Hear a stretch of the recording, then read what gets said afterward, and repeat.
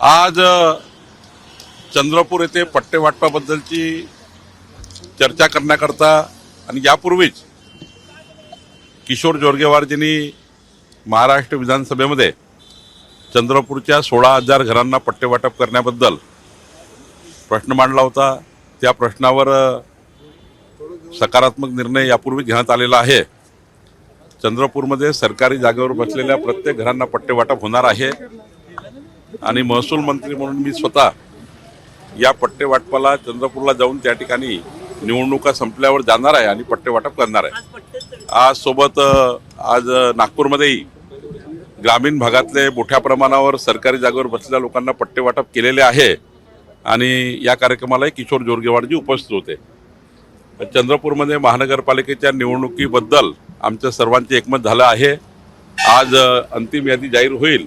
शिवसेना भाजप युती होण्याचे त्या ठिकाणी परिस्थिती आहे आणि शिवसेना भाजप युती महाराष्ट्रात विदर्भामध्ये होईलच अशी स्थिती या ठिकाणी आहे। नागपूरमध्ये काल आमचे सर्व उमेदवाराचे तिकीट फायनल करण्याकरता सीट्स फायनल करण्याकरता माननीय देवेंद्रजी, माननीय नितीनजी, मी आणि आमचे सर्व आमदार, पार्लमेंटरी बोर्ड आमचं त्या ठिकाणी आम्ही बसलो होतो। 6 तासाच्या बैठकीमध्ये नागपूरच्या सर्व सीटवर चर्चा झाली आहे आणि मला वाटतं आज यादी किंवा उद्या यादी येईल। नागपुरात महायुती होणार आहे का? नागपूरमध्ये महायुती होणार आहे, शिवसेना भाजपा युती होणार आहे, राष्ट्रवादीची चर्चा सुरू आहे। शिंदे साहेबांची भूमिका अत्यंत क्लिअर आहे की आम्ही या ठिकाणी नागपुरामध्ये भाजप आणि त्यांचे 5 लोक बसून, शिवसेनेचे 5 लोक बसून ज्या सिटिंग सीट आहे शिवसेनेच्या सिटिंग सीट आहे त्या सिटिंग सीट नागपुरातल्या त्यांना आणि काही सीट वाढवून मागितल्या आहे त्याच्याबद्दलची चर्चा होणार आहे।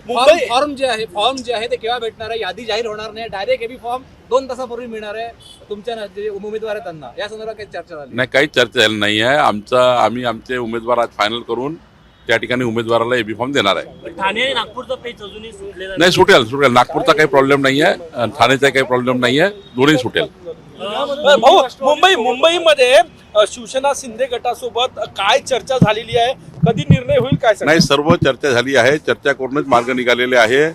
आम्ही या ठिकाणी चर्चा करूनच त्या ठिकाणी अंतिम क्षणापर्यंत महायुती होईल। आम्ही त्या ठिकाणी महायुतीमध्येच लढतो आहे आणि शिंदे साहेब असतील, आम्ही असतील, देवेंद्रजी असतील, आमचे अध्यक्ष रवींद्र चव्हाणजी असतील, आम्ही सर्व बसून महायुतीचाच मार्ग काढतोय।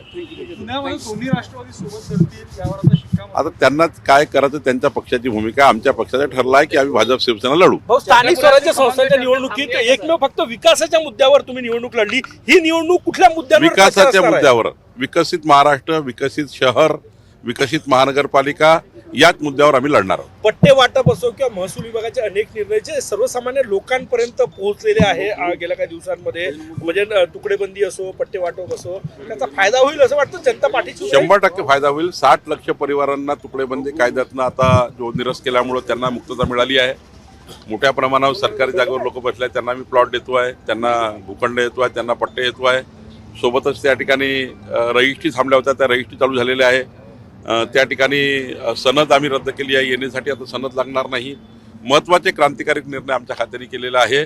मुख्यमंत्री देवेंद्र फडणवीसचं सरकार, आमचं सरकार लोकाभिमुख, पारदर्शी, गतिमान सरकार म्हणून काम करतो आहोत। सर, नाराजांना समजावणे मोठं चॅलेंज असणार आहे, काय रणनीती? काही चॅलेंज नाही, आमचे कार्यकर्ते 5 मिनिटात समजतात आणि शांतपणे कामाला लागतात। चंद्रपूरचा वाद मिटलेला काही वाद नव्हता। काँग्रेसमधून 2 जण आलेले आहेत, नाही, चांगली चर्चा झाली, जोरात चर्चा चालू आहे, पण निपटलेला आहे।